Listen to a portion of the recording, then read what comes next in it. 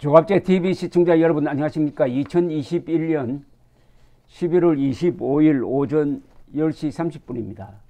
조선일보는 김종인을 띄워주는 기사를 많이 씁니다.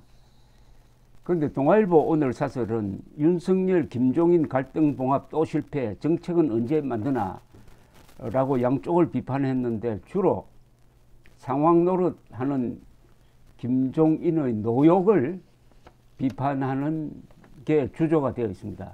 요걸 제가 소개를 해드리겠습니다.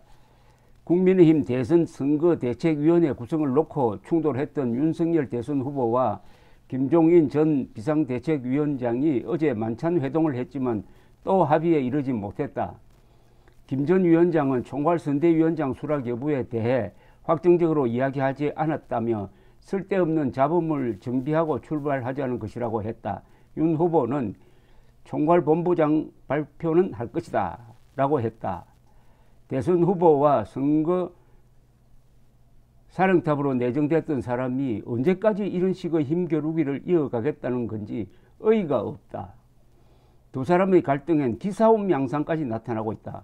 윤 후보가 김병준 상임선대위원장의 임명을 밀어붙인 데는 원톱 사령탑을 원했던 김 전 위원장에게 휘둘리지 않겠다는 의도가 깔려 있었다. 여의도 차르를 자처해온 김 전 위원장도 차제에 윤 후보를 길들이겠다는 태도를 노골하고 있는 모습이다. 이런 식의 신경전은 국민들에겐 대선 주도권 싸움으로 비칠 뿐이다. 컨벤션 효과로 지지율이 다소 올랐다고 해서 벌써부터 선거 후 지분 다툼을 하느냐는 비판도 나온다. 윤 후보가 이 싸움에 휘말려 대선 후보로 선출된 뒤 20일을 허송한 것은 정치 초보의 한계였다. 국가 비전이나 정책 방향에 대한 논의는 온데간데 없고 그에 걸맞은 새롭고 참신한 인물 발굴 모습도 보이질 못했다. 김 전 위원장이 보여온 태도도 실망스럽다. 선대위 전권 보장만 내세우며 누군 되고 누군 안 되고 했을 뿐 미래지향적 선대위 구성을 위해 어떤 고민을 했는지 의문이다. 오죽하면 당 안팎에서 목리를 부린다. 빼고 가자 등의 비판이 쏟아졌겠나. 대선 후보와 선거 총사령탑의 역할 분담은 명확해야 한다. 누가 뭐래도 선거의 중심은 후보다. 윤 후보는 더욱 치열하게 이번 대선의 시대 정신을 고민하고 정치력을 키워야 한다. 이리저리 휘둘리다가는 꼭두각시 후보라는 비판에 직면할 수 있다. 김 전 위원장은 더 이상 대선 후보와 밀고 당기기를 하는 듯한 자세를 보여서는 안 된다. 상황 노릇은 노욕이다. 선대위 파열음이 지속되고 정책 비전 제시는 뒷전으로 밀릴 경우 여론은 순식간에 돌아설 수 있다. 뭐 하나 뺄 게 없는 아주 정정당당한 정론입니다. 이게 정론입니다. 더 이상 보탤 게 없어요. 요약하면은 윤석열 후보가 김종인에게 휘둘리고 있다는 뜻입니다. 요걸 한마디로 딱 줄이면 뭐가 될까요? 윤석열 후보 꼴랑 김종인입니까? 이거 아닙니까? 꼴랑 김종인입니까? 꼴랑이라는 말은 무슨 뜻이냐? 꼴랑 80대 노인을 앞세워 가지고 2030 표 얻겠다고 하는 겁니까? 꼴랑 뇌물 전과자 앞세워 가지고 전과사범 이재명 비판하겠다는 겁니까? 꼴랑 비례대표만 5분 한 사람을 앞세워 가지고 대통령 선거 이기겠다는 겁니까? 이런 거 아닐까요? 꼴랑 이재명이냐 하는 말이 유행하던 차에 이제는 꼴랑 김종인이냐라는 말이 나오게 생겼습니다.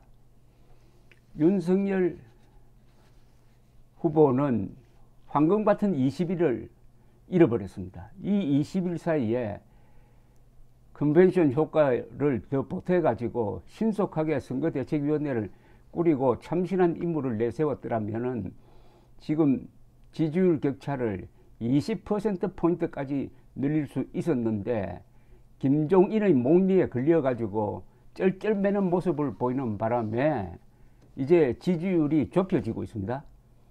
이 기회를 타서 이재명 후보는 아주 변신하는 처절한 바닥을 기는 모습을 보이고 있는데, 이 김종인, 윤석열 두 사람은 식당에서 만나가지고 한가하게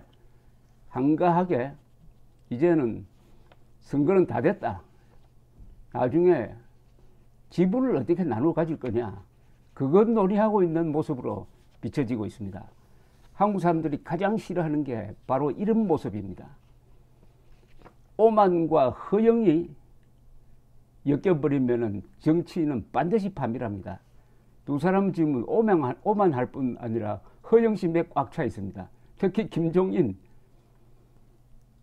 대한민국을 위해서 김종인이 한 일이 뭡니까? 하나라도 한번 이야기해 보십시오.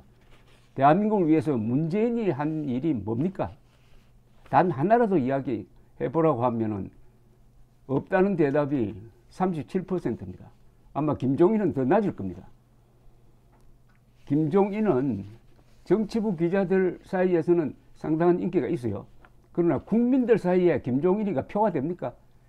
김종인을 넣고 이름을 넣고 여론조사를 하면 지지율이 1%도 안 나옵니다.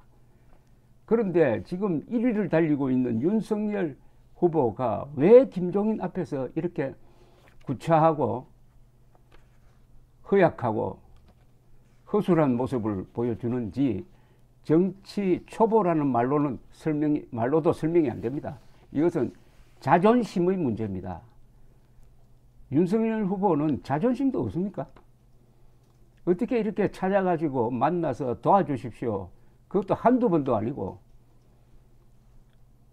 지난 주말에는 이제 다 됐다, 곧 발표가 있다, 총괄선대위원장 김종인, 상임위원장 이준석, 김병준, 그리고 새시대 준비위원회 위원장 김한길, 이렇게 윤석열 씨 입으로 발표를 했잖아요. 그런데 그 다음날 뒤집어져 가지고 김종인으로부터 완전히 모욕을 당한 것 아닙니까? 그래서는 그 단계에서 화를 내서야지, 거기에서 끊어서야지, 그 뒤에 또 질질 끌려다니다가 이렇게 됐습니다. 정치인이든 기업인이든 CEO나 또는 당대표나 대통령이나 이런 사람들이 하는 일 중에서 어떤 결정을 미루고 타이밍을 놓치고 하는 게 제일 나쁩니다. 그것은 나쁜 결정보다도 더 못합니다. 나쁜 결정을 해도 타이밍을 놓치지 않으면 그것을 수정할 수 있는 시간이 있습니다. 그러나 미루다가 마지막에 나쁜 결정을 해버리면 그것을 회복할 방법이 없는 겁니다. 김영삼 씨가 부족한 점이 많지만 왜 대통령이 되었습니까? 속전속결, 결단을 빨리 했다는 점입니다. 지금 윤석열 후보는 관료적 타성, 오만, 허영, 여기에 포로가 되었는지 이 결단을 미루고 있습니다. 이거 며칠 이대로 가면은 내년 3월 9일 선거가 날아갈지 모릅니다. 내년 3월 9일에 이기려면 국민들이 분노 투표를 해야 됩니다. 그런데 지금은 윤석열, 김종인 보기 싫어서 투표 안 하겠다, 김종인 싫어서 윤석열 안 찍겠다는 여론이 지금 윤석열 지지층에서 일어나고 있다는 거, 이건 완전히 자살행위입니다. 이래서 보수는 분열로 망하고 좌파는 자충수로 망한다는 말이 생기듯 합니다. 감사합니다.